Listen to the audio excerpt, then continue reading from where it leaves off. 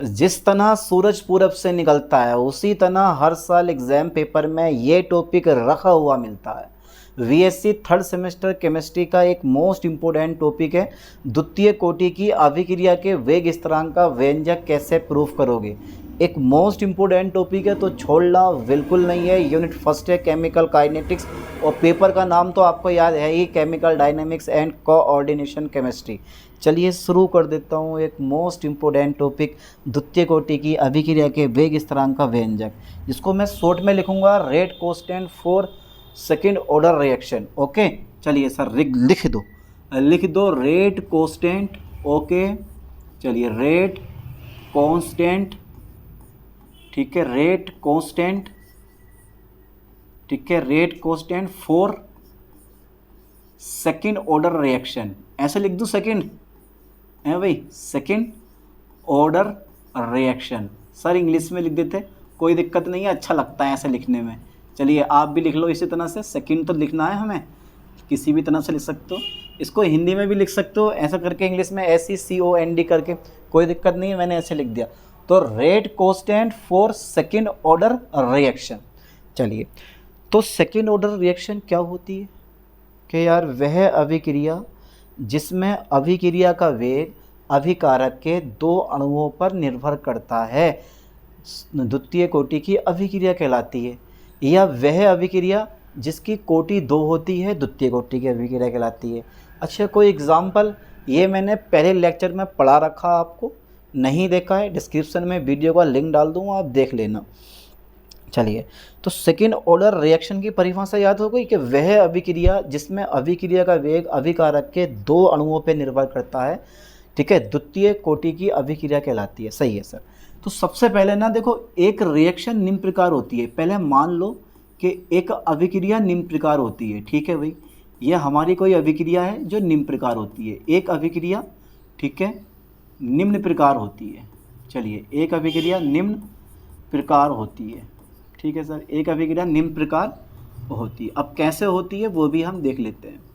अभी ज़रा सब्र रखो। देखो, मैंने अभिकारक के ना 2 अणु लिए हैं। अभिकारक A है, तो यहाँ पे अभिकारक के मैंने 2 अणु लिए हैं, और मैं इसको पता क्या बना दूंगा, प्रोडक्ट में चेंज कर दूंगा। यहाँ पर आ जाएगा प्रोडक्ट, दिख रहा है आप लोगों को साफ साफ बिल्कुल। तो ये आ गया बेटा प्रोडक्ट। तो अभिकारक के 2 अणु, ठीक है, उत्पाद बना रहे हैं, इसका मतलब है ये द्वितीय कोटि की अभिक्रिया हो गई। अब सबसे पहले जैसे कि हम मानते हुए आते हैं ना कि अभिकारक की प्रारंभिक सांद्रता A0 है, T समय पश्चात कितनी हो जाती है, A हो जाती है। और अभिकारक की प्रारंभिक सांद्रता का मतलब तुम समझती हो। फॉर एग्जांपल, मैं एग्जांपल आपको देखो पहले से भी यही दिया है और अभी भी यही दे रहा हूँ। दूध से आपको क्या देना है, दही बनाना है, ठीक है। तो दूध से दही बनाने के लिए घर वाली प्रोसेस नहीं अपनानी है। अभी दूध कितने % है, 100% है, यानी कि पूरे का पूरा दूध है, और ये होती है प्रारंभिक सांद्रता। अब हर बार समझाने में मज़ा नहीं आता, ठीक है, ये प्रारंभिक सांद्रता होती है। मतलब माना अभिकारक की प्रारंभिक सांद्रता A0 है, मान लो टाइम T हो गया, चाहे वो 10 सेकंड हो सकता है, 20 सेकंड, आधा घंटा, 2 घंटे बाद कुछ ना कुछ दूध दही में कन्वर्ट हो जाएगा, ठीक है, हो जाएगा नहीं। मान लो 20%, 2 घंटे बाद 20% दूध जो है वो दही में कन्वर्ट हो गया, 20%, तो कितना बचा, 80% रह गया, तो वो हो गई A। यानी कि माना, सही है सर, मान लिया हमने, माना, ठीक है, थोड़ा मैं रेड पेन से लिख के देखूं, अच्छा लगता है। माना अभिकारक की प्रारंभिक सांद्रता, बड़ा इजी होता है, ज़्यादा डिफिकल्ट नहीं है। माना अभिकारक की, ठीक है सर, माना अभिकारक की प्रारंभिक सांद्रता, माना अभिकारक की प्रारंभिक, ओके सर, माना अभिकारक की प्रारंभिक सांद्रता, ठीक है, वो कितनी मान लें, यानी कि इनिशियल कंसंट्रेशन मान ली हमने A0 है। माना अभिकारक की प्रारंभिक सांद्रता कितनी है बेटा हमारी, ये A0 है। T समय पश्चात कितनी हो जाती है, ये भी मैंने अभी बताया आपको, कितनी हो जाती है, T समय पश्चात जो होती है वो A हो जाती है। T समय पश्चात कितनी हो जाती है, A हो जाती है, ठीक है, A हो जाती है।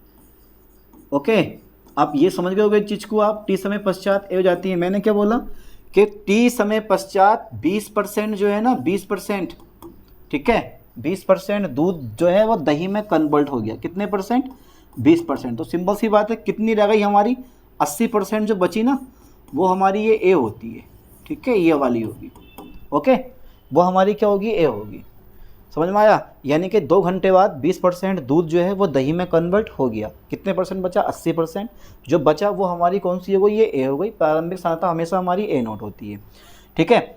चलिए अब आप जानते हो कि अगर सेकेंड ऑर्डर रिएक्शन है हमारी, यानी कि fourth second order reaction, fourth second order reaction, ठीक है, fourth second order reaction, okay sir, fourth second order reaction, जो अभिक्रिया का वेग होता है ना, ये वाला dA/dt। अब आप समझ गए होगे यहाँ पर जो A है वो क्या है? अभिक्रिया का वेग है। अरे आगे हो जा बस। ये A अभिकारक का मतलब जो A है वो अभिकारक है, और अगर आपने बड़े कोष्ठक में बंद कर दिया तो वो हो गया अभिकारक A की सांद्रता, और अगर आपने D लगा दिया तो अभिकारक A की सांद्रता में परिवर्तन हो गया। और जैसे ही आप dt से डिवाइड करते हो तो ये हो गया अभिकारक A की सांद्रता में परिवर्तन की दर को अभिक्रिया का वेग कहते हैं। बट यहाँ पर क्या आएगा? हमारा माइनस आएगा और समानुपाती होगा a⁻2 के, a⁻2 के, ठीक है। करना क्या चाह रहे हैं हम? सेकेंड ऑर्डर रिएक्शन के वेग स्थिरांक का व्यंजक लाना चाह रहे हैं। इसका फॉर्मूला होता है k = 1/t into x upon a into a minus x. ये फॉर्मूला हम ड्राइव करने की कोशिश कर रहे हैं और कर भी देंगे। और ये पेपर में शॉर्ट क्वेश्चन में, वेरी शॉर्ट क्वेश्चन में, ये लॉन्ग क्वेश्चन में पूछा जा सकता, आते आता है। आंधी टले तूफान टले पर ये क्वेश्चन ना टले, वेरी वेरी इंपॉर्टेंट है, इसलिए इसको तो मत छोड़ना, ठीक है। चलिए तो मैंने क्या करा, क्योंकि हमें पता है कि सेकेंड ऑर्डर रिएक्शन में अभिक्रिया का वेग अभिकारक के 2 अणुओं पर डिपेंड करता है, ठीक है। कर रहा है ना, यहाँ पे 2 आ गया। 1 होता तो प्रथम कोटि की अभिक्रिया होती, 0 होता तो 0 कोटि की अभिक्रिया होती, यहाँ पे 3 होता तो तृतीय कोटि की अभिक्रिया होती। चलिए माइनस क्यों आया? क्योंकि अभिकारक घटता है, और अभिकारक जब घटता है तो उसके लिए चिन्ह कौन सा आया? माइनस, क्योंकि अभिकारक की सांद्रता कम होती है और उत्पाद की सांद्रता बढ़ती है, तो उत्पाद के लिए प्लस आता है, अभिकारक के लिए माइनस आया। समझ गए? माइनस क्यों आया? ये क्या है? ये अभिक्रिया का वेग है। अभिकारक की सांद्रता में परिवर्तन की दर को अभिक्रिया का वेग कहते हैं। माइनस इसलिए आया क्योंकि अभिकारक की सांद्रता घटती है और उत्पाद की सांद्रता क्या होती है? हमारी बढ़ती है। चलिए समानुपाती का जैसे ही मैं चिन्ह हटाता हूँ मेरे प्यारे प्यारे साथियों, ठीक है, ये जो है एक कोस्टेंट आ जाता है, वो तो आता ही है, ये आपने पहले भी पढ़ रखा है, जहाँ के क्या है? हमारा एक कोस्टेंट है। चलिए मैं इसको इरेज कर दूं क्योंकि इसका हमारे पास अब कोई काम नहीं है। ओके सर, ओके, आ गया, क्या आ गया? वेयर, जहाँ लिख दो, जहाँ के जो है बेटा, जहाँ पर के वो वेग नियतांक है, जहाँ पर के क्या है? वेग नियतांक है। M right? ओके सर, जहाँ के क्या है? ये वेग नियतांक है, ठीक है। चलिए अब एक काम करता हूँ, जो ये गुणा वाला है उठा के भाग में ले आता हूँ, क्योंकि ए एक तरफ कर लो और dt को आप इधर ले जाओ। चलिए माइनस dt साथ लेके जाओ, तो ये यहाँ पे जो बचेगा ना हमारा, वो बचेगा dA अपॉन, इससे हटाते हैं d को, dA अपॉन a², ठीक है, ये बच जाएगा हमारा dA अपॉन a²। इधर आ जाएगा हमारा माइनस k इंटू dt, भाग वाला गुणा में, गुणा वाला भाग में। अच्छा, दोनों पक्षों का समाकलन कर दो। ये थोड़ा सा पॉइंट टपकने वाला है, ध्यान देना। दोनों पक्षों का क्या करने पर बेटा? समाकलन करने पर, बहुत बहुत ज़रूरी है, दोनों पक्षों का समाकलन करने पर। चलिए दोनों पक्षों का समाकलन कर देते हैं। दोनों पक्षों का समाकलन करने पर, देखो मैं कर रहा हूँ, ज़रा ध्यान से सुनना। ये पहला समाकलन का सिंबल लगा दो, ये आ गया हमारा, ये a का स्क्वायर ऐसे रह जाएगा हमारा, बराबर माइनस के कोस्टेंट का कभी समाकलन नहीं होता, dt का हमारा समाकलन होना है, ठीक है। चलिए अब मुझे करना क्या है, ज़रा थोड़ा ध्यान देना। देखो एक फॉर्मूला से मैं करता हूँ, ये 1/x² इंटू dx है, ठीक है। थोड़ा सा ना गुणा भाग कर रहा हूँ, x² ऊपर लेके जाओ, x की घात -2 इंटू dx। अब समाकलन का फॉर्मूला लगा दो, ये वाला फॉर्मूला याद कर लो, xn इंटू dx। तो ये होता है x ऊपर n प्लस बना जाएगा और नीचे n प्लस बना जाएगा, ठीक है। अब यहाँ भी देखो, यहाँ पर x की घात -2 है तो प्लस के 1 कर दो, और नीचे भी -2 प्लस के 1 कर दो, ठीक है। यानी कि 1 ऊपर जोड़ दो, जो घात होती है वो नीचे लिख लो।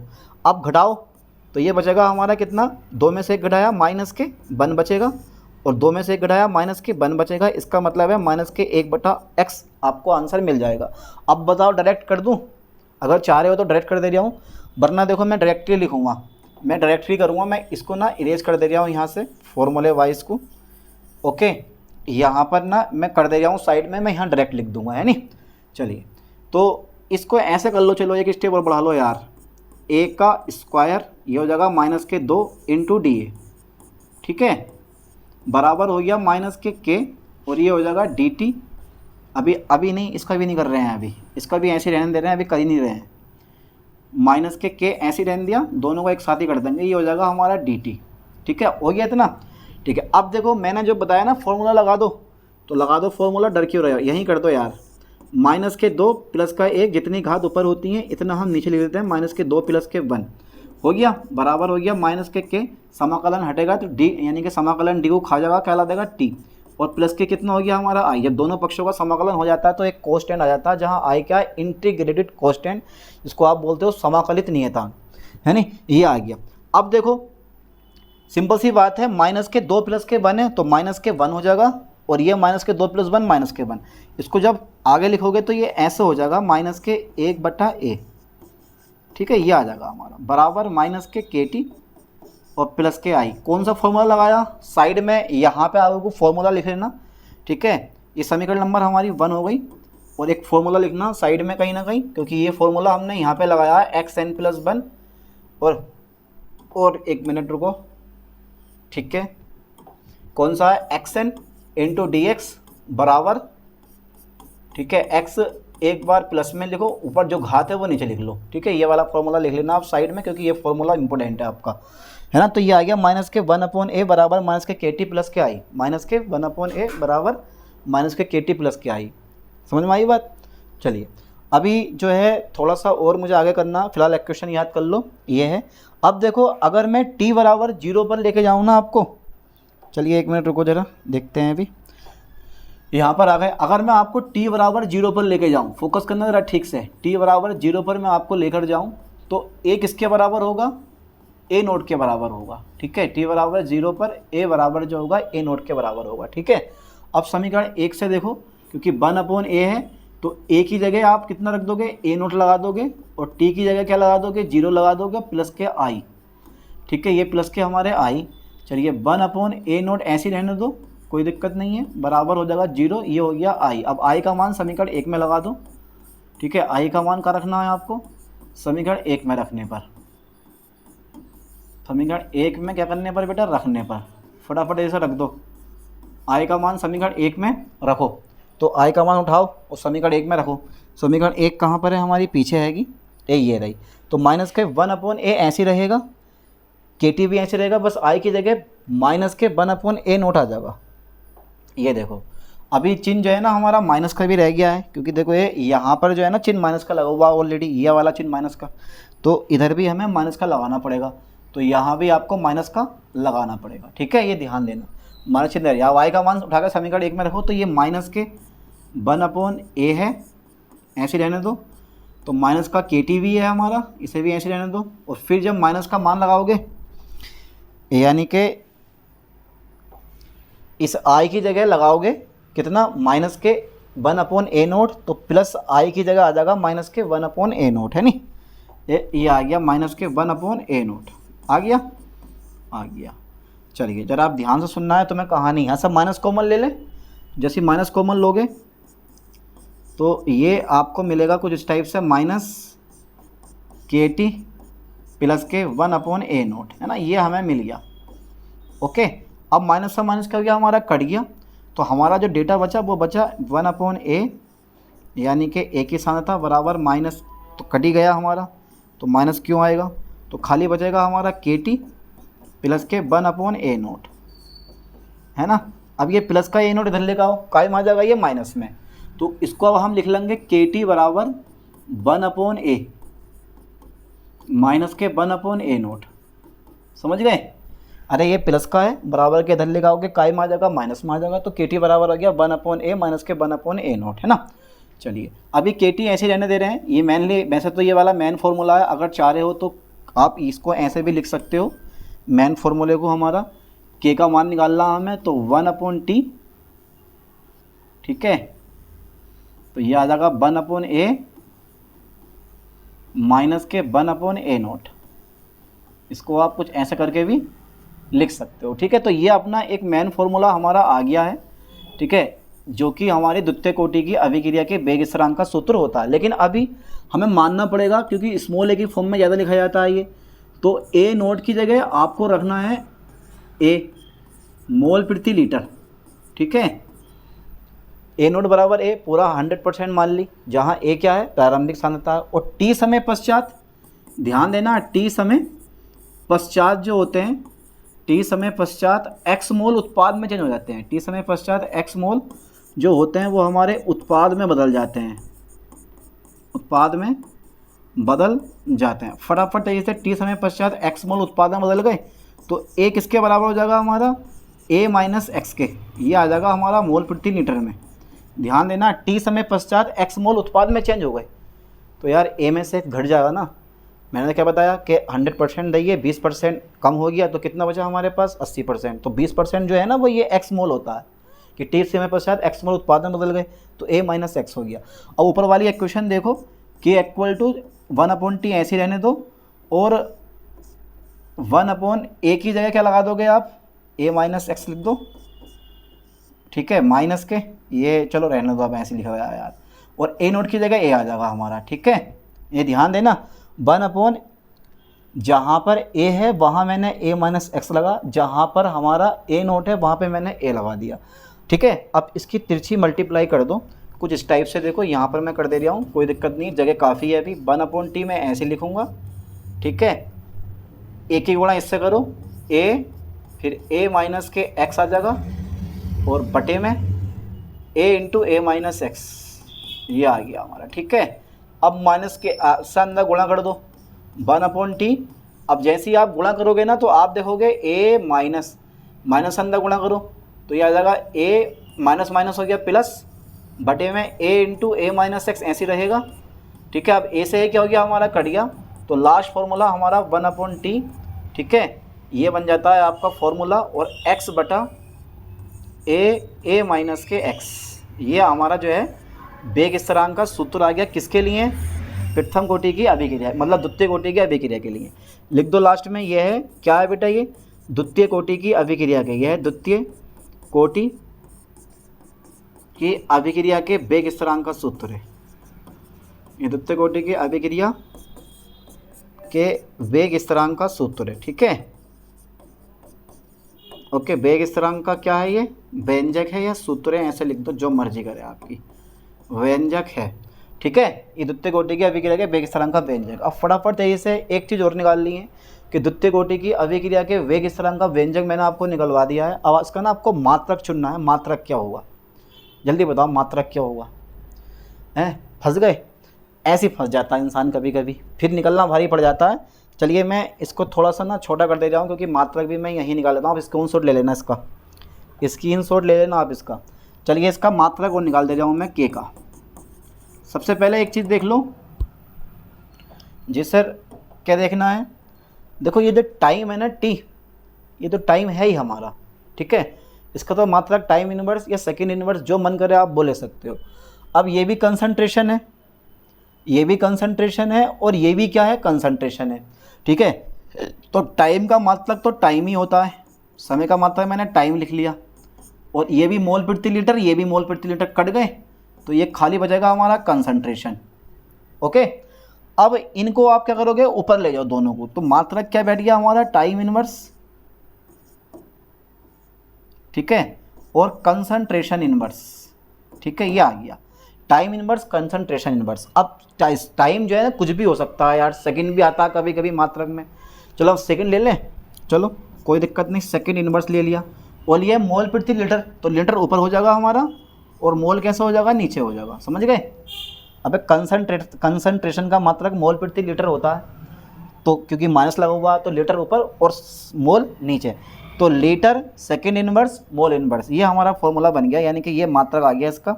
इसको कुछ ऐसा करके लिख सकते हो आप, ठीक है, लीटर सेकंड इनवर्स और मोल इनवर्स, ये फॉर्मूला ये मात्रक किसका होता है? द्वितीय कोटि की अभिक्रिया के वेग स्थिरांक का मात्रक होता है। ठीक है, ये किसका मात्रक है? द्वितीय कोटि की अभिक्रिया के वेग स्थिरांक का मात्रक। लिख लेना नीचे कि यह है द्वितीय कोटि की अभिक्रिया के वेग स्थिरांक का मात्रक है, litre second inverse mole inverse. ठीक है, ओके। या टाइम इनवर्स कंसंट्रेशन इनवर्स ऐसे बोल सकते हो, कुछ भी लिख सकते हो, दोनों मात्रक सही होते हैं, ये भी और ये भी। ओके, तो इस तरह से हमने द्वितीय कोटि के अभिक्रिया के वेग स्थिरांक का व्यंजक आज के लेक्चर में कवर कर लिया। इसको मत छोड़ना, कुछ भी छोड़ देना, पर इस टॉपिक को मत छोड़ना, ये टॉपिक बहुत बहुत इंपॉर्टेंट है। चलिए मिलते हैं नेक्स्ट वीडियो में नेक्स्ट टॉपिक के साथ। थैंक्स।